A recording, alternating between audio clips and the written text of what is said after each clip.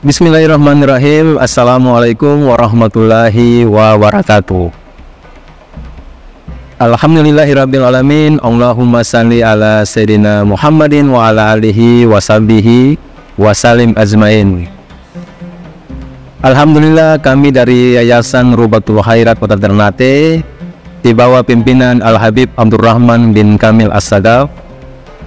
Sementara ini kami lagi membangun gedung pondok pesantren Rubatul Khairat Madrasah Al-Ulya yang sementara dibangun, ya. Gedung lantai 3. Kami sangat membutuhkan dana infak dan sedekah dari jamaah bapak-bapak dan ibu-ibu. Bagi yang mau berinfak untuk melanjutkan pembangunan gedung pondok pesantren, bisa ditransfer di rekening Bank Syariah Indonesia atas nama Yayasan Rubatul Khairat. Nomor rekening 723563956. Terima kasih.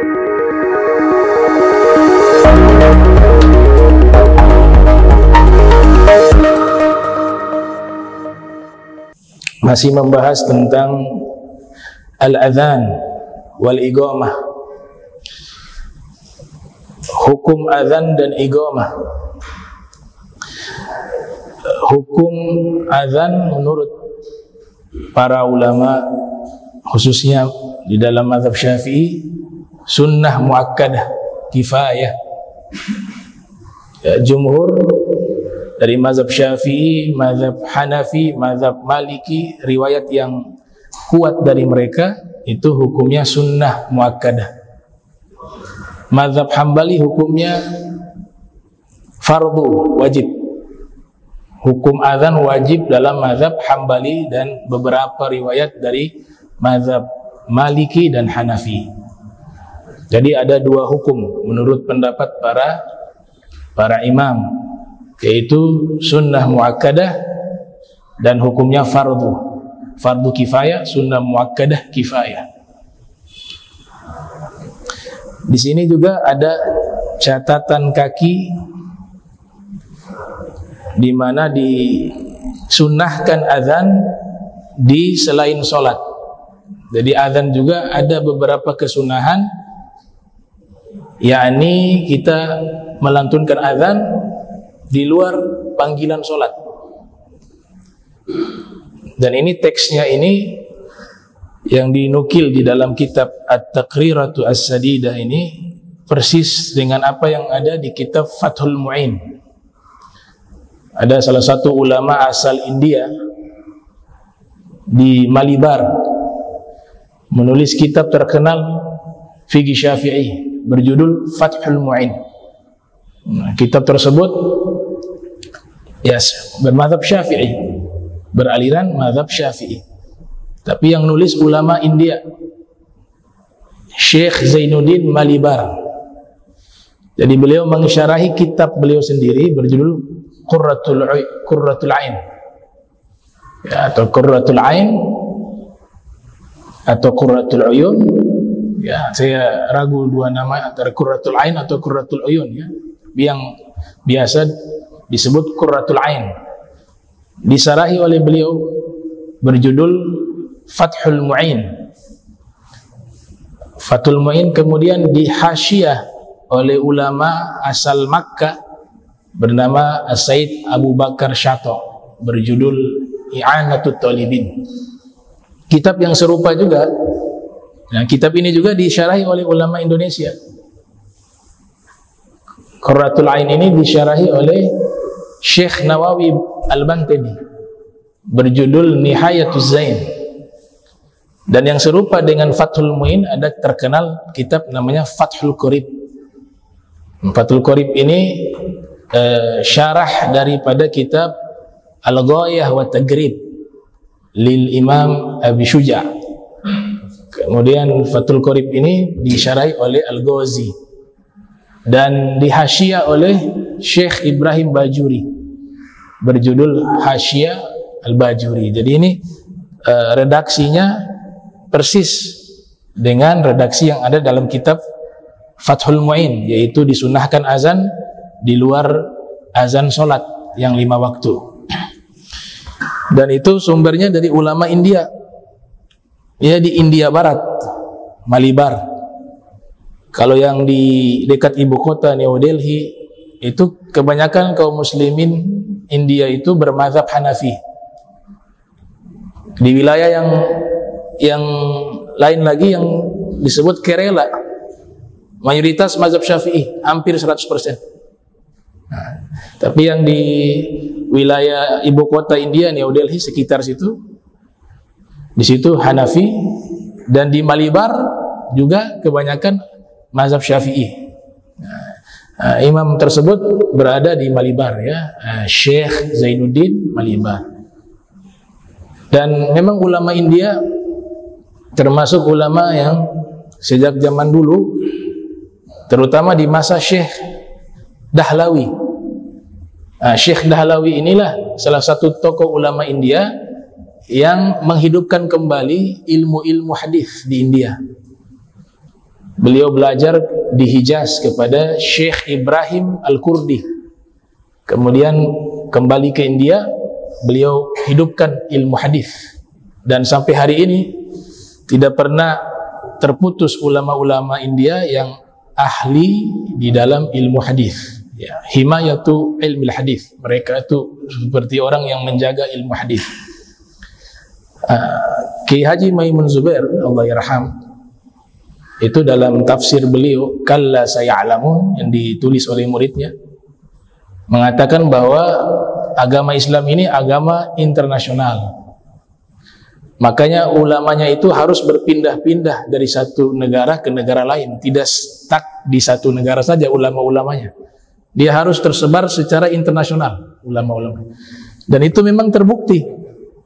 Ya, kita lihat dari generasi ke generasi itu ulama yang bermunculan tidak hanya berada di satu wilayah tertentu, tapi dia merata.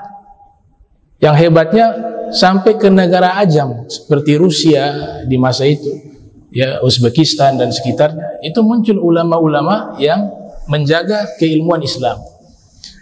Salah satu imam besar yang diakui keilmuannya yaitu Syekh Muhammad Zahid Al-Kautsari. Dalam kitabnya Maqalatu Al-Kautsari, beliau terkenal sebagai ulama yang pakar di bidang hadis, begitu juga di ilmu kalam. Bahkan dijuluki sebagai Al-Imam Abu Hasan Asy'ari di zamannya. Abu Hasan Al-Asy'ari fi zamani, guru daripada Syekh Abdul Fattah Abu Guddah dan beberapa ulama lainnya. Beliau katakan dalam kitab Maghalat beliau bahwa ilmu hadis ini sumber awalnya ada di Hijaz. Ya, karena memang disitulah Nabi Muhammad SAW mendidik para sahabat, para ahlul bait, mulai yang ada di kota Makkah dan di kota Madinah. Ini awal keilmuan hadis berkembang. Tapi waktu berjalan berpindah ke Syam, ya, ke wilayah Syam. Situ ada Suriah, ada Palestina, ada Jordania, ada Libanon, dan yang ada di wilayah tersebut. Kemudian berpindah ilmu hadis itu ke wilayah Irak dan Persia. Ya, kita kenal para imam-imam ahli hadis yang ada di Irak dan di Persia sangat banyak di masa itu. Kemudian berpindah ilmu hadis itu ke negeri yang disebut Ma Wara'an Nahar, negeri yang terletak di balik sungai. Di situ wilayah Rusia, ada Uzbekistan dan sekitarnya. Situlah muncul Imam Bukhari, muncul Imam Al-Kalabazi, kemudian juga ada Ad-Darimi. Itu wilayah itu Mawaran Nahar. Kemudian dia berpindah lagi di wilayah-wilayah lainnya seperti Mesir, muncul Al-Hafiz Ibnu Hajar Al-Asqalani yang bermukim di Mesir, walaupun leluhurnya orang Palestina. Al-Imam Suyuti dan para imam lainnya, As-Sakhawi dan lainnya. Kemudian berpindah lagi ilmu hadis itu di masa-masa akhir, berpindah ke India. Walaupun tidak sepopuler, tapi kitab-kitab syarah Kutubus Sittah semuanya disyarahi oleh ulama India. Seperti misalnya kitab Sahihul Bukhari, itu disyarahi oleh Syekh Al-Kashmiri, judulnya Faidul Bari. Kemudian ada Syekh Ibnu Syahin. Syekh Ibnu Syahin mensyarahi kitab Sahih Muslim. Ya. Kemudian ada Aunul Ma'bud, syarah Sunan Abi Daud, ulama India, Syekh Syamsul Haq. Kemudian ada kitab Tuhfatul Ahwaj, syarah Sunan Tirmizi, ditulis oleh Syekh Muhammad Abdurrahman Al-Mubarakfuri. Syarah Sunan An-Nasai ditulis oleh ulama bernama Syekh Wahiduddin, berjudul Rawdur Ruba. Kemudian ada syarah Ibn Majah, ditulis oleh Syekh Fakhrul Hasan Al-Hindi. Bahkan terakhir, ulama besar asal India menggabungkan semua kitab hadis induk Kutubus Sittah itu dijadikan satu kitab berjudul Kanzul Ummal fi Sunanil Af'al wal Aqwal. Kurang lebih ada 18 jilid. Beliau menghimpun semua Kutubus Sittah. Kurang lebih ada 50.000 hadis Rasul sallallahu alaihi wasallam, dengan dibuat babnya bab fikih, Al-Murattab alal Abwabil Fiqhiyah. Beliau nukil dari kitabnya Imam Jalaluddin As-Suyuti yang lahir 849 Hijriah, wafat 911 Hijriah, yaitu Jam'ul Jawami' dan Al-Jami' As-Saghir. Kitab ini juga menghimpun Kutubus Sittah. Yang Jam'ul Jawami' secara keseluruhan, Al-Jami' As-Saghir diringkas. Syekh Ali Al-Muttaqi Al-Hindi, beliau menghimpun kembali kitab-kitab tersebut, dijadikan satu kitab yang terkenal berjudul Kanzul Ummal. Beliau ulama India. Nah ini, jadi ulama India punya peran sangat penting di dalam mensyarahi hadis-hadis Rasul sallallahu alaihi wasallam. Bukan hanya lewat tulisan, bahkan juga lewat institusi pendidikan. Ada universitas pertama yang didirikan di India, itu Darul Ulum, ya, Deoban, ya. Itu kampus pertama yang ada di India. Bahkan dijuluki sebagai Azharnya India. Didirikan oleh salah satu tokoh ulama besar India pada masa namanya Syekh Muhammad Qasim. Nah, Syekh Muhammad Qasim ini hidup di masa penjajahan Inggris, karena India waktu itu dijajah oleh Inggris. Negara Islam yang nantinya seperti Pakistan, ya, Kashmir, itu masih satu dengan India pada waktu itu. Masih satu. Dan jumlah kaum muslimin di India sangat besar. Kalau digabung lebih banyak dari Indonesia. Misalnya Pakistan, Muslim Pakistan, India, apalagi Kashmir, Bangladesh, digabung ini semua, jumlah mereka sangat besar. Bahkan bisa lebih besar dari kaum muslimin yang ada di Indonesia, karena jumlah penduduknya besar di sana. Nah, didirikan tuh Syekh Muhammad Qasim ketika kembali ke India. Dia melihat kaum muslimin India ini sudah kehilangan jati diri sebagai seorang muslim, apalagi sudah ada penjajah Inggris, budaya mereka dibawa, orang sudah jauh dengan agama.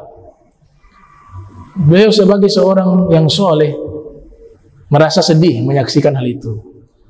Akhirnya setiap malamnya itu beliau menangis menyaksikan keadaan kaum muslimin di India yang jauh dengan nilai-nilai agama Islam. Akhirnya beliau menangis setiap malam.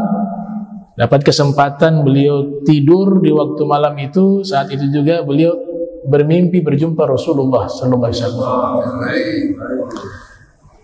Kemudian Nabi membuat garis di satu lokasi. Nabi buat garis, terus Nabi katakan dengan isyarat, bangun sekolah di sini. Jadi Nabi yang buat tuh lokasinya dalam mimpi itu. Ya, kamu dirikan madrasah di sini. Beliau bangun dari tidurnya karena dalam mimpi itu jelas beliau tahu lokasinya di mana. Maka ketika beliau bangun tidur besok harinya itu beliau pergi ke tempat itu. Subhanallah, itu sudah ada garis sebagaimana dalam mimpinya. Ya, jadi Rasulullah SAW memberikan garis tersebut, lokasi untuk didirikan madrasah tersebut, yang nanti kelak dikenal dengan Darul Ulum. Nah, nama kampungnya itu Deoban, sehingga terkenal Darul Ulum Deoban. Itu Sultan Bacan yang saat ini itu alumni Darul Ulum Deoban, tapi cabang Amerika. Tahu cabangnya berapa sekarang sekolahnya ini? Sekolah ini waktunya madrasah awal didirikan, gurunya satu, muridnya hanya satu. India nih, zaman penjajahan Inggris, didirikan pada tahun 1867 Masehi. Ya, cukup lama. Pertama didirikan sekolah tersebut, gurunya hanya satu orang, muridnya hanya satu. Inilah orang-orang ikhlas, gak lihat jumlah. Yang penting sudah usaha. Allah gak nilai jumlah keberhasilan, ya. Kalau dinilai keberhasilan, ya, orang berdakwah harus berhasil, maka ada nabi yang gagal. Ada Nabi Syam'un namanya. Rasulullah sallallahu alaihi wasallam pernah tertawa. Terus sahabat bertanya, "Wahai Rasul, kenapa engkau tertawa?" Kata Nabi, ada nanti di akhirat hari kiamat nanti, ini semua anbiya mereka akan masuk ke surga membawa umatnya. Saya lihat ada satu nabi gak ada umat. Dia seorang diri.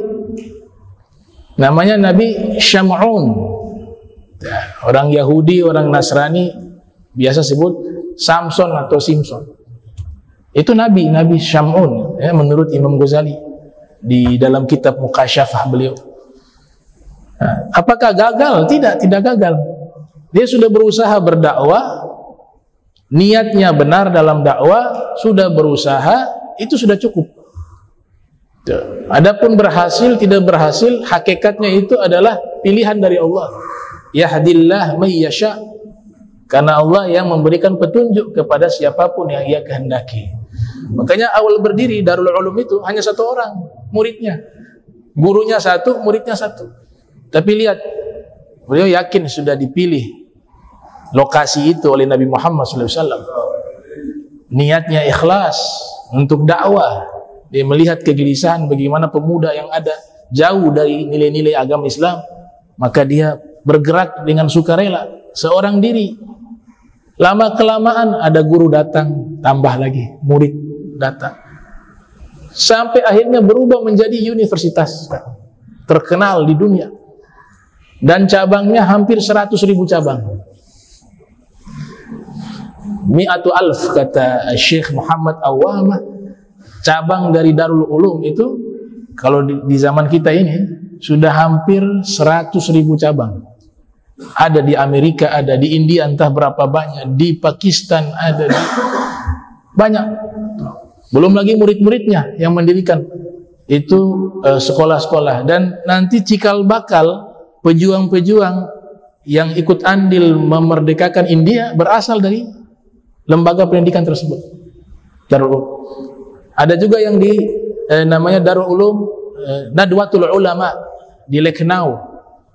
Nah, itu kalau ada ulama yang punya gelar di belakang An-Nadawi seperti As-Said Abul Hasan An-Nadawi, itu artinya alumni lembaga pendidikan tersebut. Bukan marga, tapi itu adalah nisbat kepada lulusan alumni tersebut, namanya An-Nadawi. Ini ulama-ulama India yang punya peran sangat luar biasa. Jadi karena di sini dinukil di dalam kitab At-Taqriratu As-Sadidah, ya, sunnah azan di selain solat, ini juga ada di dalam kitab Fathul Mu'in.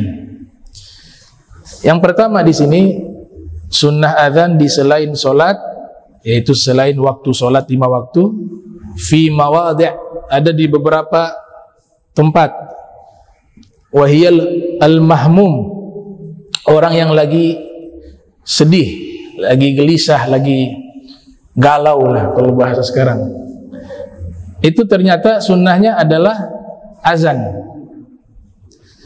Nanti ada orang azan di telinganya gitu. Tapi dia suruh dulu kan tahu orang lagi sedih, tahu yang sedih ini izinkan untuk azan di telinganya. Karena dalam riwayat Al-Imam Ad-Dailami dalam kitab Musnad Firdaus dari Imam Ali bin Abi Thalib itu menyebutkan riwayat tersebut bahwa azana fi udhunih, disunahkan azan di telinga orang yang sedang sedih itu, dengan perintah dan izin dari orang tersebut. Nah, sehingga insya Allah dengan azan itu akan menghilangkan kesedihan dan kesumpekan yang ada di dalam hatinya. Ini sunnah pertama azan gitu. Yang kedua, wal masru' al mahmumu wal masru'u. Masru' ini epilepsi sebenarnya. Apa epilepsi ya? Mati-mati ayam. Ya, kalau bahasa kita mati-mati ayam. Itu sunnah azan. Ya. Sunnah azan di telinganya. Kemudian yang berikut al-ghadban. Orang yang lagi emosi. Ya, orang yang lagi emosi itu sunnah azan. Tapi tadi harus izin dulu. Orang lagi marah-marah, tahu-tahu dia azan di telinga itu kan. Atau dia yang azan lagi salah juga, lagi marah suruh azan itu al-ghadban. Jadi itu kesunahan ketika orang yang lagi marah emosi itu dia tahu ilmu ini bahwa ada sunnahnya untuk meredakan emosinya. Dia minta tolong orang yang azan yang suaranya bagus, dianjurkan yang suaranya indah sehingga ya ta'atharu.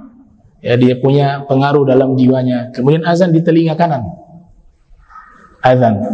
Nah, itu sunnah azan di selain panggilan sholat, itu kepada orang yang sedang emosi. Sunnah lainnya adalah orang yang sedang emosi itu berwudu. Ya, sebagaimana hadis yang diriwayatkan oleh Imam Ahmad bin Hanbal yang lahir 164 Hijriah, wafat 241 Hijriah, juga diriwayatkan oleh Imam Abu Daud yang lahir 202 Hijriah, wafat 275 Hijriah. Di dalam sunannya Rasulullah sallallahu alaihi wasallam bersabda, innal ghadaba minasyaitan. Sesungguhnya marah itu dari syaitan. Wa inna syaitan khuliqa minan nar, dan syaitan itu diciptakan dari api. Wa innama tudfa'un nar bil ma', dan sesungguhnya api itu dipadamkan dengan air. Fa idza ghadiba ahadukum falyatawadda. Apabila salah seorang di antara kalian sedang marah atau sedang emosi, maka hendaklah dia berwudu. Jadi ini sunnah juga dari Nabi Muhammad sallallahu alaihi wasallam. Kemudian yang berikut sunnah azan ke telinga, wa man sa'a khuluquh min insanin au bahimatin, yaitu azan kepada orang yang akhlaknya buruk atau hewan yang sulit diatur. Ya. Kalau mungkin anak-anak kita sulit sekali untuk kita bina, untuk didik, ngasih nasihat juga tidak didengar, itu sunnahnya azan di telinga kanan. Yang akhlaknya tidak baik, sunnahnya diazankan. Atau hewan yang liar, hewan yang sulit diatur, itu riwayat ini menganjurkan untuk kita azan, sunnah. Ada dalam riwayat Imam Dailami juga dalam Musnad Firdaus, ya, Rasul sallallahu alaihi wasallam bersabda, man sa'a khuluquh min insanin aw dabbatin fa'adzinu fi udhunihim. Siapa yang buruk akhlaknya dari manusia ataupun hewan, fa'adzinu fi udhunihim, maka azanlah di telinga-telinga mereka. Itu sunnah. Ya, yusannul adzan, kata musannif, disunnahkan adzan. Kemudian yang berikut al-harik. Wa indal hariki, di saat melihat terjadi kebakaran. Ya, kebakaran itu sunnah adzan. Tapi ini dulu ya, cari air siram dulu. Cari air ya. Lihat kebakaran siram dulu, habis siram baru azan, atau sudah ada orang lain yang ikut memadamkan baru dia azan. Jangan dia azan dulu, kelamaan bakar itu, ya. Dia lihat api itu. Jadi dalam syarah dikatakan demikian. Kalau seorang diri dia, misalnya dia lihat pas ada kebakaran, maka yang pertama kali dilakukan adalah dia memadamkan api itu dengan air. Setelah itu, kalau ada orang misalnya yang lain, baru dia azan. Nah, sunnah lainnya adalah takbir ketika melihat kebakaran. Sebagaimana hadis yang diriwayatkan oleh Ibnu Adi dalam kitab Al-Kamil, diriwayatkan, "Idza ra'aitum al-hariq fakabbiru fa innahu yutfi'u an-nar." Apabila kalian melihat kebakaran, maka ucapkanlah takbir. Dan sesungguhnya hal itu bisa memadamkan api. Nah, wah, ini walaupun sanadnya dhaif ya, tapi diamalkan oleh para fuqaha karena fadilah amal. Nah, diriwayatkan oleh Ibnu Adi dalam kitab Al-Kamil. Kitab Al-Kamil itu kitab hadis, kumpulan hadis-hadis dari periwayat yang dhaif. Dikasih nama Al-Kamil fi Du'afa. Ya. Ada juga yang menganjurkan untuk membaca kalimatut takbir atau tauhid. Tadi Allahu Akbar, ada yang la ilaha illallah. Dalam riwayat guru dari Imam Junaid, namanya Imam As-Sari As-Sakati, itu lewat di satu perkampungan, satu kampung itu kebakaran. Terus orang-orang melapor kepada beliau bahwa ini penduduknya adalah ahli la ilaha illallah, artinya orang Islam.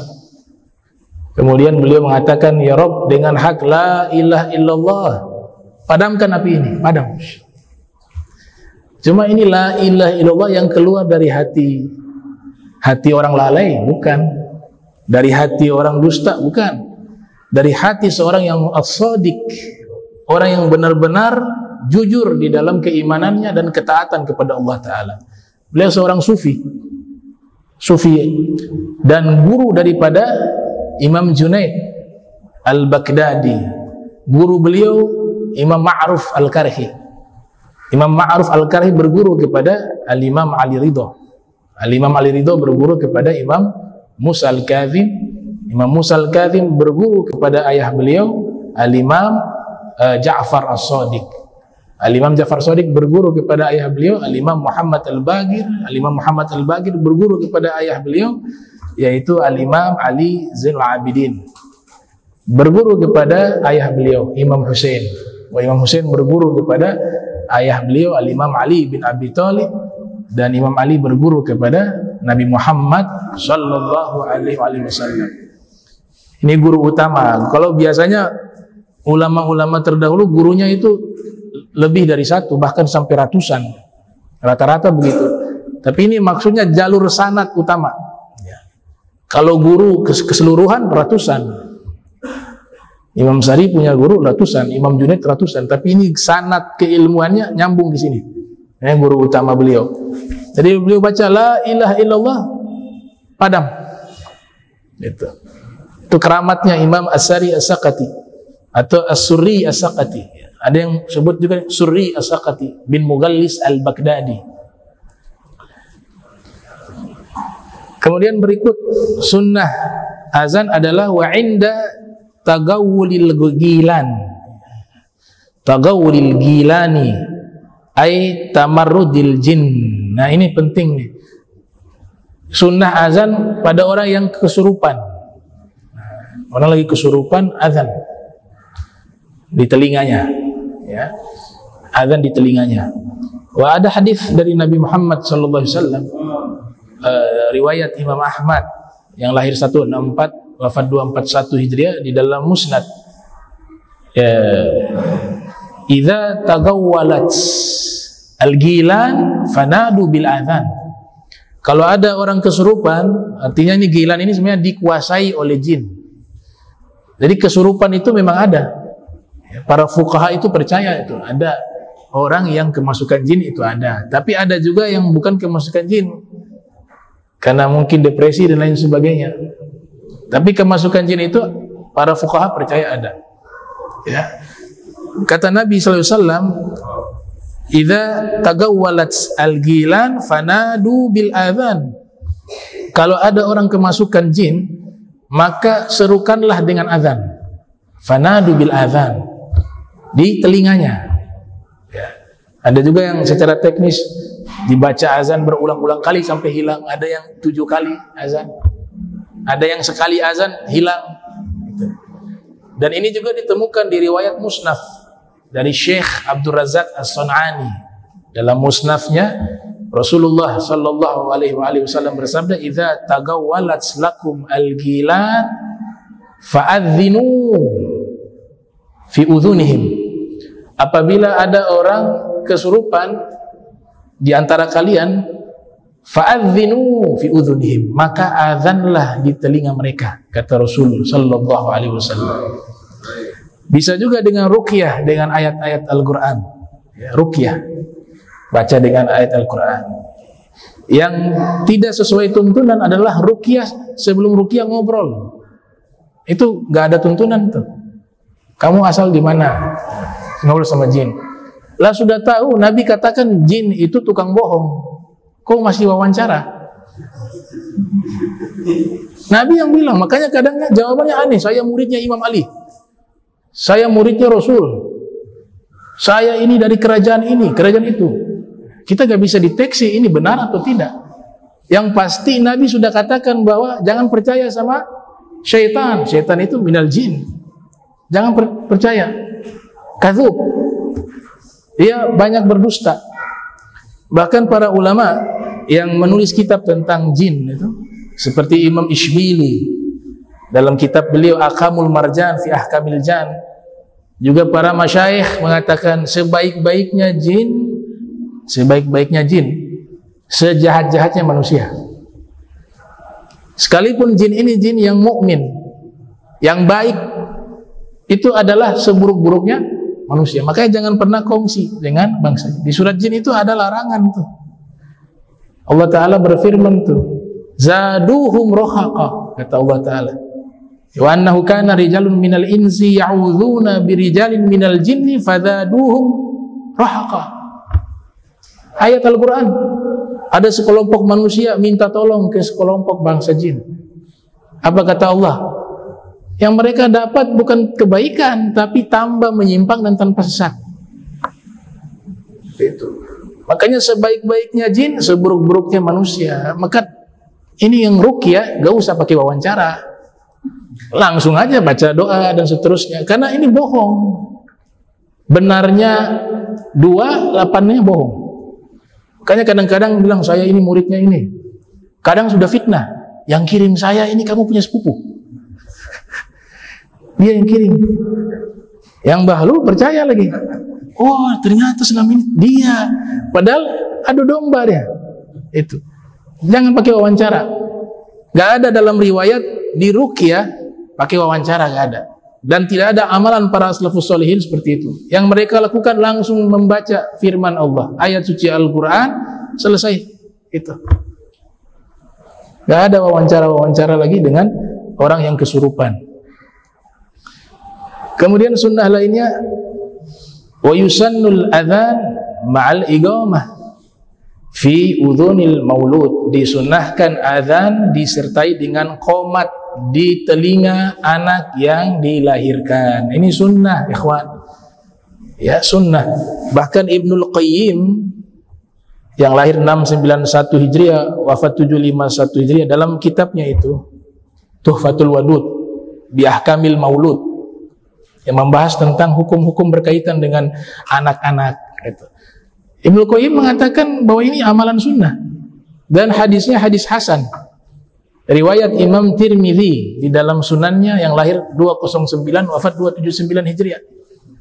Ada riwayat dari Imam Abu Daud juga yang lahir 202 Hijriah wafat 275 Hijriah di dalam sunannya, dan Ibnu Qayyim sendiri mengatakan riwayat ini riwayat yang baik. Para fuqaha mengatakan sunnah azan. Salah satu riwayat bersambung dari sahabat namanya Abi Rafi'. Abi Rafi' mengatakan, ra'aitu Rasulullah sallallahu alaihi wasallam, saya melihat Rasul sallallahu alaihi wasallam, kana adzana, beliau membacakan azan, fi udhuni, di telinganya Al Hasan bin Ali, Imam Hasan bin Ali, hina waladathu Fatimah, ketika Sayyidah Fatimah melahirkan beliau, bisolah, Itu riwayatnya tuh. Dan azannya sama seperti azan panggilan sholat. Bisolah, kata beliau. Riwayat lainnya dinukil oleh Imam Al-Baihaqi yang lahir tahun 384 Hijriah dalam kitabnya Syu'abul Iman dari Imam Al-Husain bin Ali alaihi salam.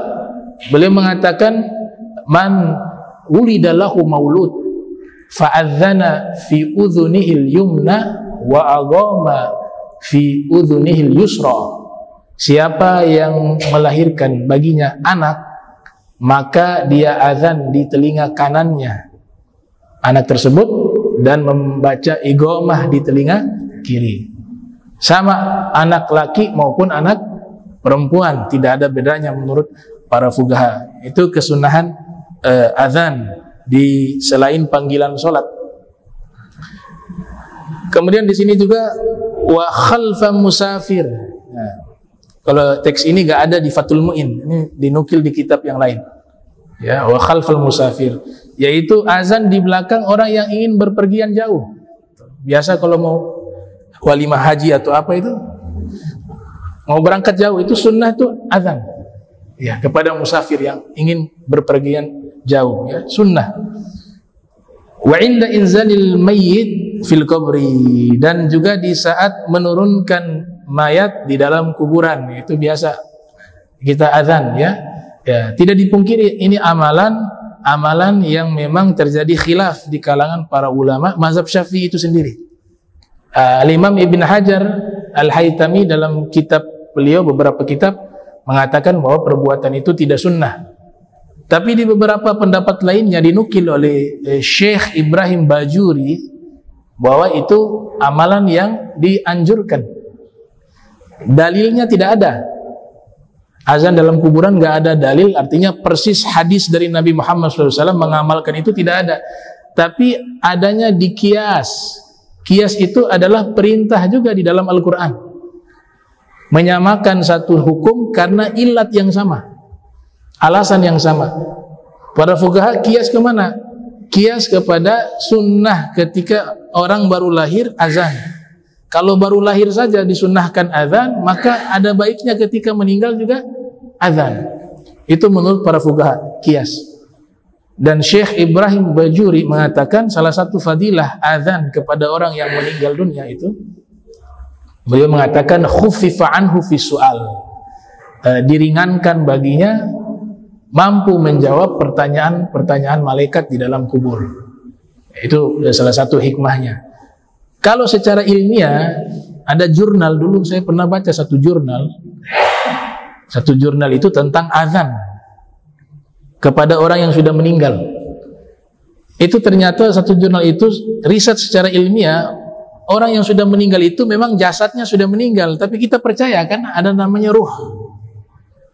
Ruh itu dia ada, ya. Dan nanti di hari kiamat kita akan dibangkitkan kembali oleh Allah. Ruh itu dikembalikan lagi ke jasad, dan jasad dihidupkan kembali menjadi utuh. Itu keyakinan ahli sunnah wal jamaah. Wa min waraihim yub'atsun, ya. Di belakang mereka, min waraihim, di belakang mereka itu barzakhun, ada alam barzah. Sampai kapan? Sampai hari yub'atsun, mereka dibangkitkan. Ulama-ulama ahli sunnah meyakini bahwa kebangkitan manusia di hari kiamat itu dengan ruh dan jasad. Kalau kelompok filosof Muslim meyakini bahwa yang dibangkitkan hanya ruh tanpa jasad.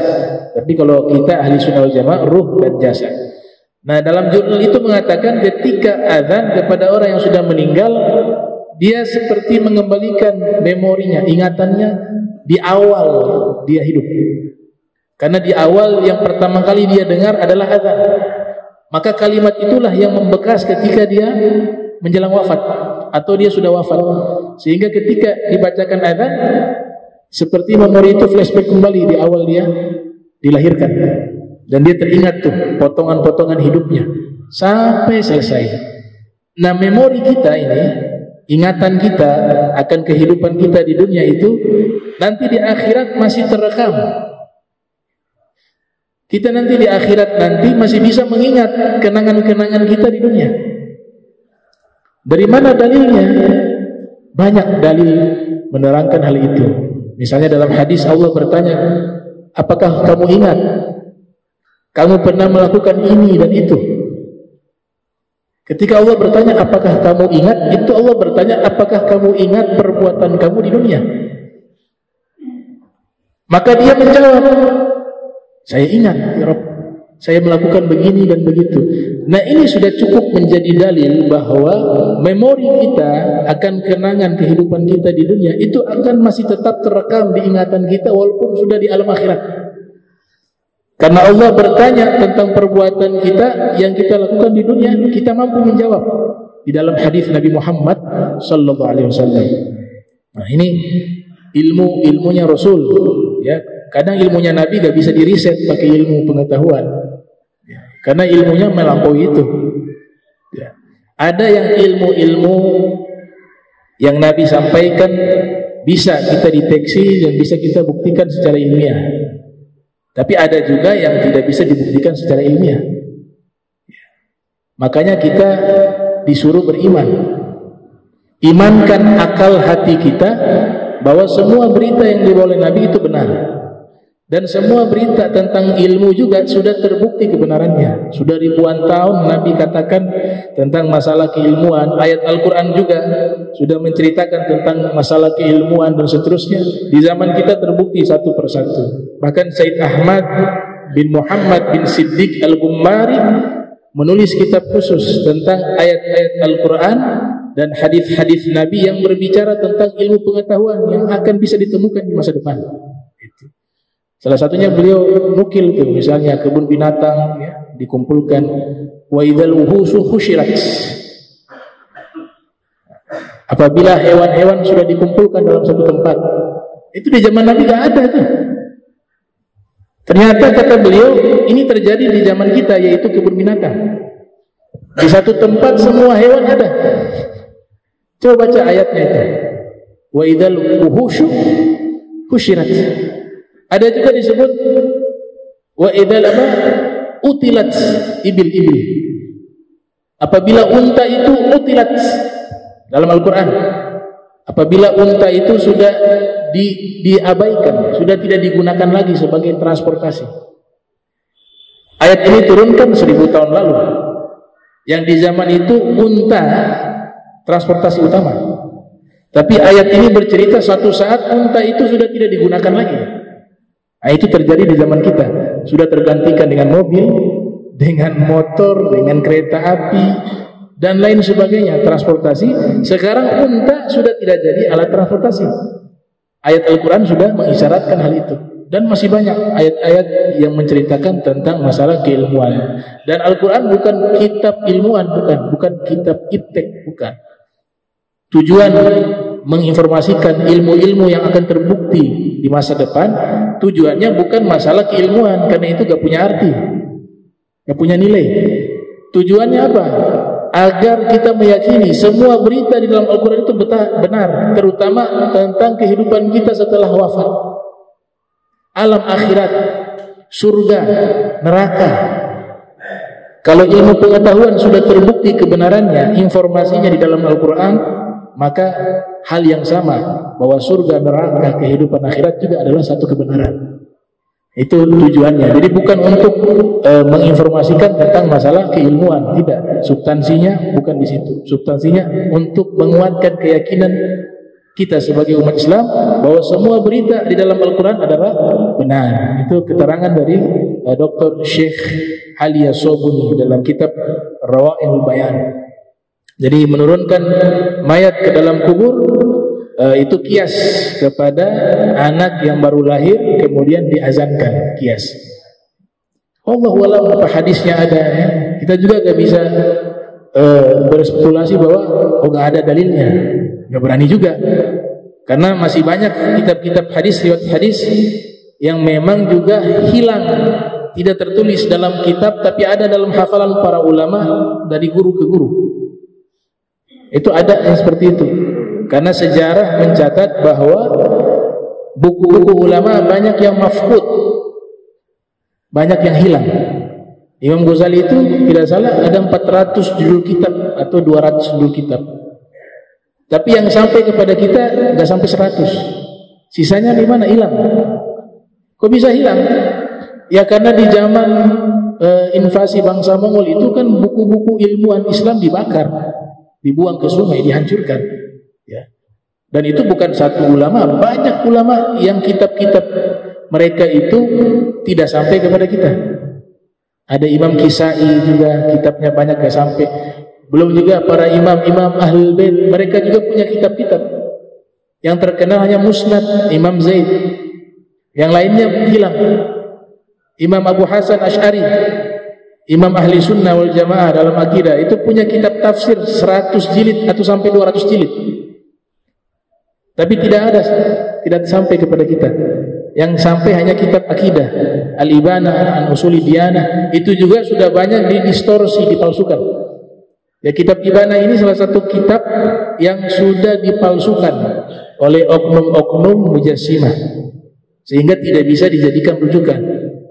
Karena dari awal kata Imam Sofadi dalam kitab Al-Wafi bil Wafayat, sejak abad 3 atau abad 4 Hijriah, kitab ini menjadi sasaran pemalsuan, tazwir daripada firqah-firqah Mujassimah, sehingga isinya itu sudah tidak original lagi, sudah banyak dipalsukan. Kalau mau tahu pemikiran asli Imam Abu Hasan Asy'ari yang masih asli, maka ikutilah kitab-kitab atau pemikiran-pemikiran dari murid-murid beliau, yaitu sanadnya Imam Al-Bahili, murid beliau memiliki murid Abu Bakar Bakkalani, Al-Imam Abu Ishaq Isfirini, dan Imam Ibnu Furaq, dan mereka punya murid yang banyak. Nah, dari kitab-kitab mereka inilah pemikiran yang masih terjaga keasliannya dari pemikiran Imam Abu Hasan Al-Asy'ari. Makanya kitab ini gak pernah kita lihat para guru mengajarkan kepada murid Al-Ibana an Usuli Diyanah. Yang mereka ajarkan kitab-kitab akidah dari ulama-ulama mutaakhirin. Yang paling dasar kan Aqidatul Awam, ya, Syekh Said Marzuki. Kemudian ada syarahnya Nurul Zalam Syekh Nawawi Banteni. Juga ada syarah dari muridnya Said Muhammad Kiai Ihya Al-Muddin, Jalaul Afham. Biasa di pesantren dipelajari kitab tersebut. Atau sifat 20-nya kalau di Jakarta terkenal tuh Habib Usman bin Yahya. Ya, kitab sifat 20. Kemudian naik ke level berikut ada kitab Jauharut Tauhid, ya. Ada kitab tauhidnya Kifayatul Awam Syekh Ibrahim Bajuri.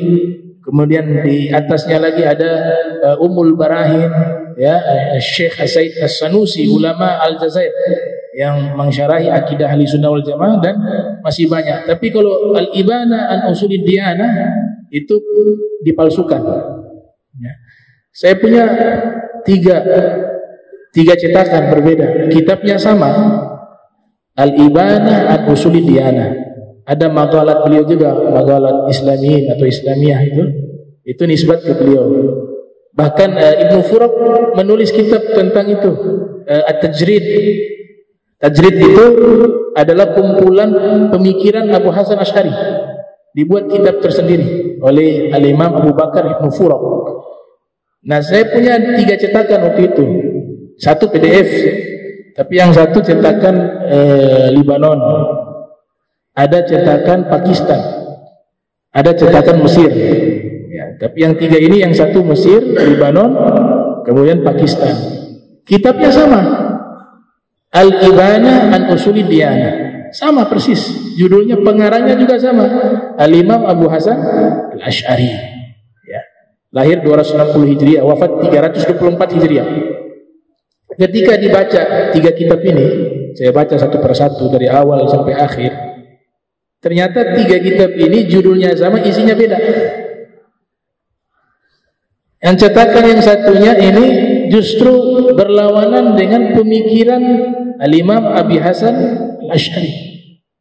Jadi meyakini Allah duduk di langit, Allah sepertiga malam turun ke bumi, jalan ronda, ya, hafir. Yang satunya cetakan Mesir, nah masih terjaga keasliannya, masih terjaga, tapi tidak dijual belikan kitabnya. Dia berupa naskah, makanya bisa didapati lewat PDF. Kalau sekarang wallahu alam, tapi waktu dulu saya coba cari cetakan itu sulit. Mungkin kalau di Mesir secara langsung ada. Nah, cetakan yang berikutnya ada cetakan Pakistan. Ada juga cetakan Riyadh di Saudi Arabia. Itu berbeda jauh. Itu. Penasaran saya, akhirnya merujuk ke pendapat ulama, diantaranya Al-Imam Al-Hafiz Ibnu Asakir. Itu menulis kitab tentang apa, kedustaan atas nama Abil Hasan Asy'ari. Beliau sudah tulis. Padahal beliau itu hidup abad 4 Hijriah. 4 ke 5 Hijriah. Sudah menulis kitab hampir berapa ratus halaman tebal itu kitab. Ya, Kadhibul Muftari atau Muftara binisbati ila Abil Hasan Asy'ari. Ya, kurang lebih makna judul kitabnya demikian, yaitu kedustaan yang dibuat, yang dinisbatkan atas nama Al-Imam Abi Hasan Al-Asy'ari. Itu karangan Al-Hafiz Ibnu Asakir.